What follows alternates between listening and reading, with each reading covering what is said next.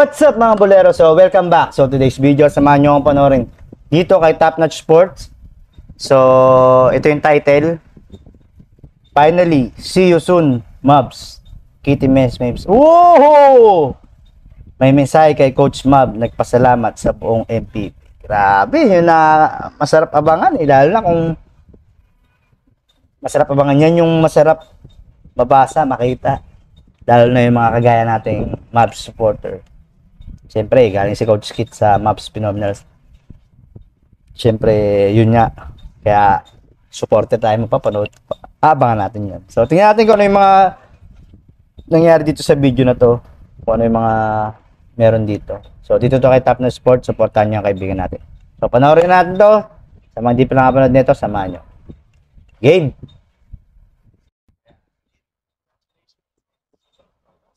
Kay Coach Kit, congratulations and sobrang Ayun, no? proud ako sa'yo.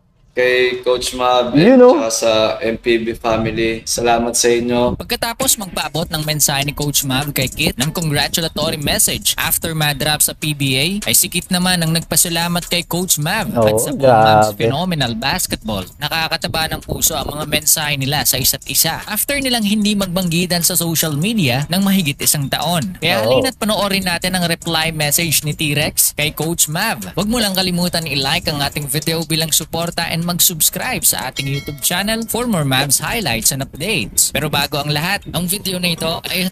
So, ang masarap lang din dito kasi sa daming supporter ng Mavs, kahit na yung mga kagaya nito nila Top Notch Sports, talagang supportive yan.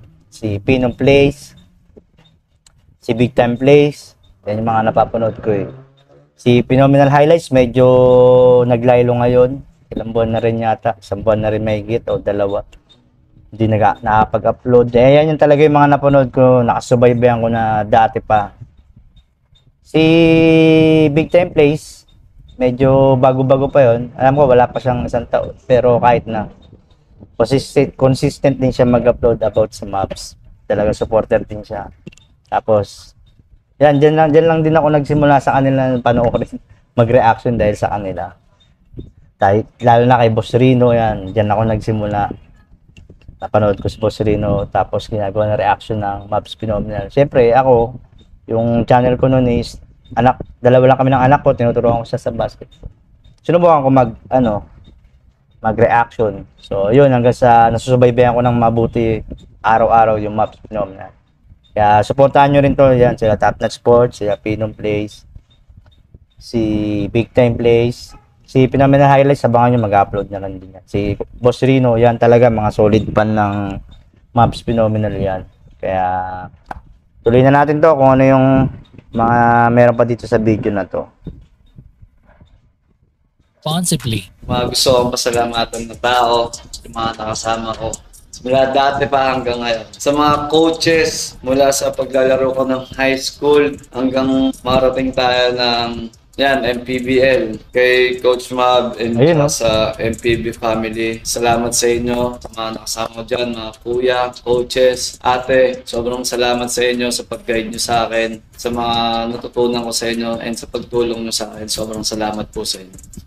Natututunan ko din on and off the court. Siyempre, laking tulong na maboost yung confidence ko and ma-motivate ako para maabot yung pangarap ko and makuha yung mga gusto ko. And siyempre, kay Kuya Dane, dahil nandiyan ka lagi sa likod namin, nakasuporta, kahit di tayo sobrang magkasama palagi. First Nation, di pa tayo tapos, marami pa tayo tatrabawin. Nagsisimula pa lang tayo. Jay Collado, Mga highlights niya na to. No? Jimenez, binigay kay Abreco, who puts it in the vicinity. Ito yung mga highlights niya. Ayun, no? Against Hartel, Tipsy, do Jimenez. So, ayun lang, nakakatawa lang talaga. Yung nasubaybayan natin sila, tapos naging supporter tayo ng Mavs Phenomenal. Nakakatawa kasi yun nga, naging isang taon mahigit, totoo yan, yung sinabi ni Top Notch na hindi sila nagbabanggitan sa social media. Hindi naman natin alam yung mga wala sa camera, baka mamaya personal nagme-message, tawag dito, nag-PPM sila, nagkakamustahan. Hindi naman malayo yung kasi malalim yung pinagsamahan nila eh. Kung yung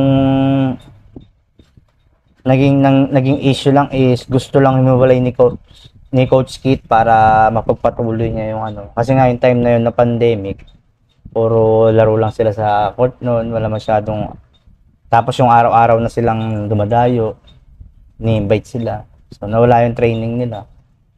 So yun lang yung ano, pinaka-issue doon na umalis si Coach Kit. Pero wala naman sigurong masyadong malalim na masama na nangyari para magkaroon sila ng hiwalayan. So ayun lang. Grabe, nakakatawa talaga. Yung ganun nilang ano, part. At least 'di ba? Narinig na natin sa bawat isa sa kanila. Nagbatian na sila. Hindi na tuloy-tuloy na yan. Nag-reunion din yan. Abangan natin sa Mavs Phenomenal yan. So meron ako nakita kay Pinong Place, yung mga basher daw. Ba't ang daming basher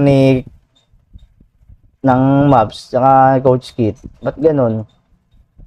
Ba't dapat nga maging inspiration nyo si Coach Kit eh?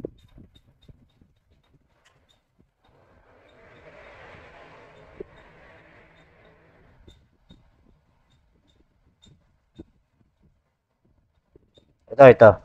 Sa nagdaang PBA draft noong September 17, maraming ang tao ang nag-aabang kung may kukuha nga bang team kay Kit Jimenez. Nakita naman natin kung gaano pinagsikapan at pinagpaguran ni Kit Jimenez ang kanyang mga ensayo bago magpa-draft sa PBA. Saksi tayo sa mga ginawa niyang training simula sa paglalaro sa Dayo, NCAA, PBA D-League hanggat sa manalo siya ng Rookie of the Year sa MPBL. Pinakita talaga sa atin ni Kit Jimenez kung ano ba talaga ang definition ng hard work. Kaya marami rin talagang sumusubaybay sa magiging career journey sa basketball ni Kit Jimenez. Naging inspirasyon nga ng ibang kabataan si Kit, kaya todo rin ang pagpapakita ng suporta ng mga supporters nito sa kanya.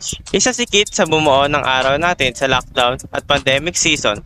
Palagi natin siyang nakikita na all-out na ensayo hanggang sa makaabot siya sa kanyang pinapangarap. Pagdating nga sa PBA draft, maraming ang nangmamaliit kay Kit at pinagtitripan pa siya sa comment section ng live ng PBA draft. Hindi lang mga supporters ni Kit ang nag-aabang sa kanya kung madadraft nga ba siya o hindi. Nandito rin ang mga haters at basher niya na walang tiwala sa kanya.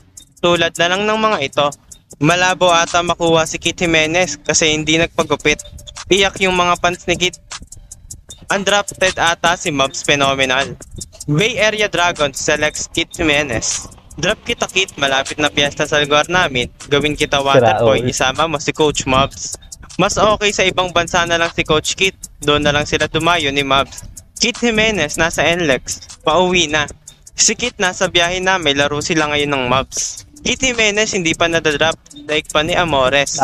Maraming ang nag-expect na 3rd to 4th round nga mapipick si Kit Jimenez. Pero hindi nga ganito ang nangyari sa draft. Kaya marami talagang nagulat na sobrang layo nga ng napuntahan na draft pick ni Kit.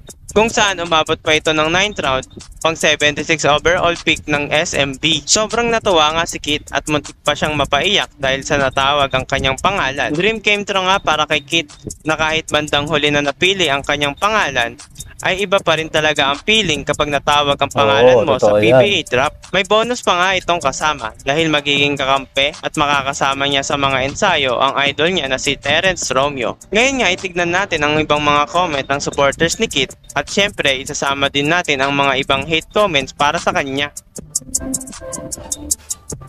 Laos. Pauwi na eh.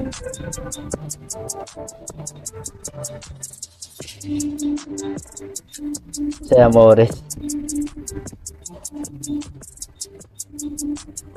Amores over Jimenez.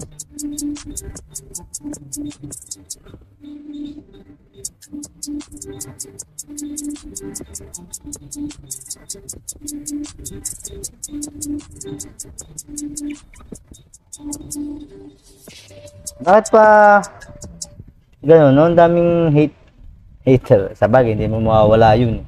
Kahit naman nung panahon ng mga dati, ng mga bata kami, or kayo siguro, pag mahilig kayo mag-basketball, may mga nakikitaan kayo na marunong kayo. Minsan yung iba sinasabi, hanggang diyan ka lang sa kalye maglaro. Hindi mo maiwasan yun, meron talagang ganong tao. Kasama naman yun para lalo ka magpursige. So, part ng yun, ng journey.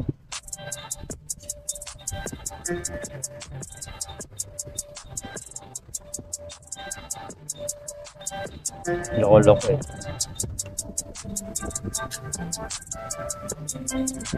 Kita-kit malapit na pwesto. So, tumatahol eh.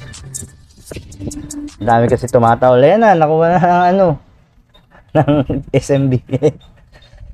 So, hindi ko naman pagpapatuloy to. Hanggang dito na lang to kasi siyempre hindi rin naman makakaano sa atin. Wala naman tayo mapapala dyan sa mga basher. So, ayun lang. Kung sa mga nangangarap na gusto rin tungtong sa mataas na liga kagaya ng PBA, gawin yung inspiration si Coach Kit. So, malaking bagay yan na meron kayong gagawing inspirasyon para maabot nyo yung pangarap sa pagan nyo lang, siyempre tratrabahuin nyo yan, hard work, disiplina, yun yung mga kailangan. So yun lang, supportahan natin yan lagi sila, Coach Kit, Coach Mabs, Pinom Plays, Top Notch Sports, yan, supportahan nyo yung mga yan, si Big Time Plays, si Boss Rino, siyempre isa rin sa solid fan ng Mabs yan, Big Time, si Phenomenal Highlights, yan, supportahan nyo yan lahat. Kahit na sila nila supportahin nyo.